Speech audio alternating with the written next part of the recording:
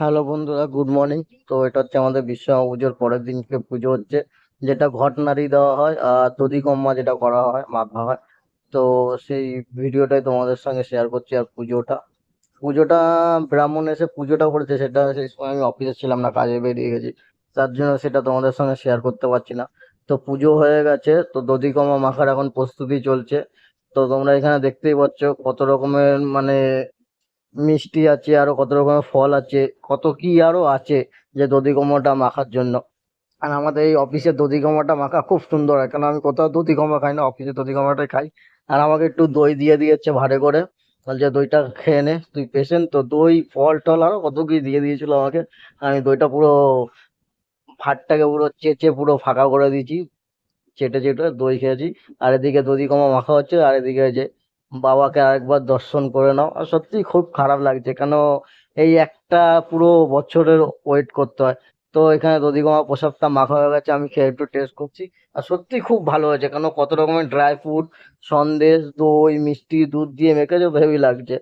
তো এখানে হচ্ছে ঠাকুরকে তো আমাদের অফিসে বরণ করার মতন প্রস্তুতি নেই, তো সবাই এখানে একটু বরণ করে নিচ্ছে ঠাকুরকে। মানে ধূপ ধুনো ধূপকাঠি কুলো দিয়ে না, এমনি মিষ্টি মুখ করানো হচ্ছে ঠাকুরকে। এখানে এখন ভাসানের জন্য রেডি হচ্ছে।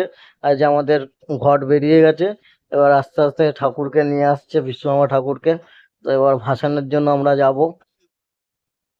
আর এরপর দিয়ে অফিসটা সত্যি আবার একটা বছর পরে ওয়েট করতে হয় আমাদের এই একটা দিনের জন্য। কেন আমরা যারা যে বিভিন্ন অফিসে কলকারখানায় যারা কাজ করি, এই একটা দিনই হচ্ছে আনন্দ করার জন্য আমাদের ওয়েট করে যেতে হয়। আর এখানে ঠাকুরকে খুব সাবধান করে বের করা হচ্ছে, কেন এরপরে বিসর্জনের জন্য পুরো যাওয়া হচ্ছে। আর গাড়িও চলে এসছে বলে তার জন্য আমাদের ঠাকুর বের করার জন্য রেডি হয়েছে। আর ঠাকুরকে গাড়িতে তোলা হয়ে গেছে, যে আমরা যাচ্ছি বিসর্জনের জন্য, যে অনেকেই যায়, অনেকেই আছে। আর এই যে ঠাকুরের চূড়াটা তোমরা দেখতে পাচ্ছ, মাথার চূড়াটা। আর এই যে এটা কোন ঘাটে এসছি, এটা হচ্ছে তোমার, তো আমরা রতনবাবুর ঘাটে চলে এসেছি। রতনবাবুর ঘাটে হচ্ছে ঠাকুরটা বিসর্জন দেওয়া হবে। আর এই যে ঠাকুর নামানোর প্রস্তুতি চলছে। আর তোমরা যে দধিগম্মা মাখাটা দেখলে না, ওটার যদি ফুল রেসিপিটা পেতে চাও, তাহলে আমাকে কমেন্ট করবে, আমরা ওটা দিয়ে দেবো কমেন্টে, ফুল রেসিপিটা।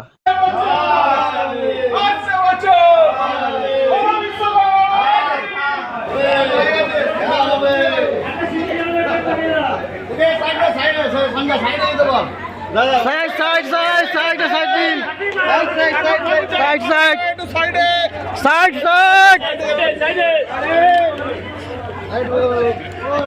স্লিপ হবে, আস্তে আস্তে আস্তে আস্তে।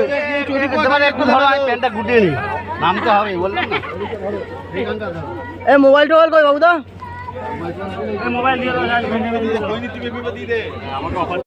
তো ঠাকুরকে 7 পাকে ঘোরানো হয়ে গেছে, যেটা আর কি ভাসানের আগে 7 পাক ঘোরাতে হয়।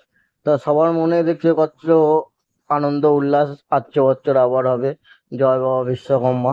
তো আর কিছুক্ষণের মধ্যে আমাদের ঠাকুরটাকে আমরা ভাসান দিয়ে দেবো। আর এদিকে কত সুন্দর একটা ভিউ তোমরা দেখতে পাচ্ছ।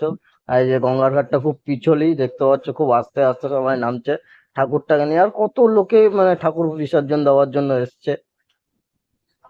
তো তোমাদের সঙ্গে ভিডিওটা আমি শেয়ার করতে পেরে অনেক খুশি হচ্ছি।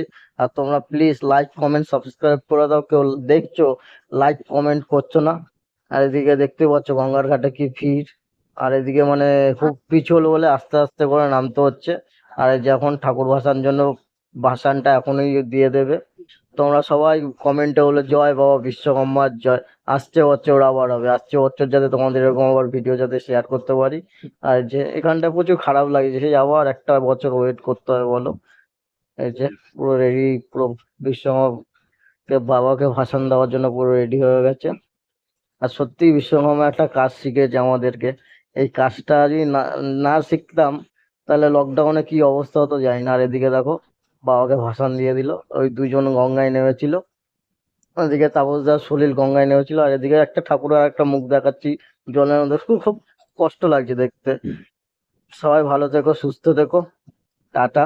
আর তার আগে তোমাদের এই জিনিসটা তোমাদের সঙ্গে একটু শেয়ার করছি, দেখো এই জায়গাটা খুব কষ্ট লাগছে দেখে। দেখো এই যে ঠাকুরটা ভাসছে, আবার একটা বছর ওয়েট। টাটা, ভালো থেকো সবাই।